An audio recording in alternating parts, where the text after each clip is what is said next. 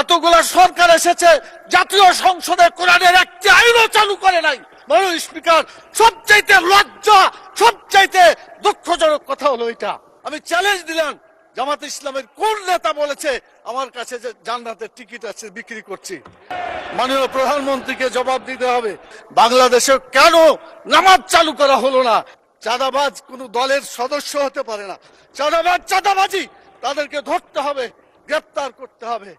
অতএব আসুন বাংলাদেশে মানুষের আইনের কবর রচনা করে কোরআনের আইন প্রতিষ্ঠা করি রব্বুল আলামিন। দুনিয়াতে আমরা কেউ থাকবো না, মরার পরে আমাদের আসল জায়গা। এখানে যা আলোচনা হচ্ছে সব দুনিয়া কেন্দ্রিক আলোচনা হচ্ছে, আখিরাতে কি হবে এই চিন্তা কারো মনে নাই। আল্লাহ তাআলা সূরা আল ইমরানের 185 নম্বর আয়াতে বলেছেন, ফামান জুহজিহা আনিন নার ওয়া উদখিলাল জান্নাত ফাকাদ ফাজ। যে ব্যক্তি জাহান্নামের আগুন থেকে বাঁচতে পারলো সেই সত্যিকার সফল হবে, এবং জান্নাতে প্রবেশ করতে পারলো সেই সত্যিকার সফল হতে পারবে।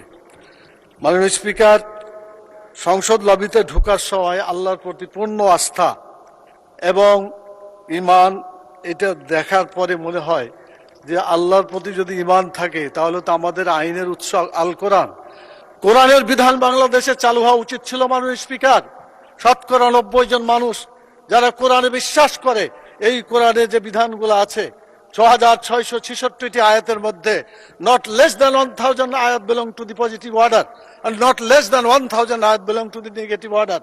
1000 আয়াত আছে যেগুলো হাবোধক আইন, 1000 আয়াত আছে যেগুলো নাবোধক নিষেধ।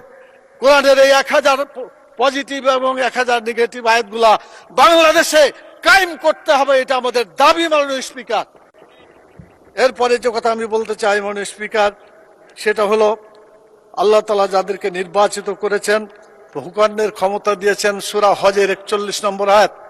মাননীয় প্রধানমন্ত্রী আছেন, তার দৃষ্টি আকর্ষণ করে সকলকেই বলতে চায়, আল্লাযীনা ইম্মাক্কান্নাহুম ফিল আরদি আকামুস সালাত ওয়া আতাউয যাকাত ওয়া আমারু বিল মারুফ ওয়া নাহাউ আনিল মুনকার।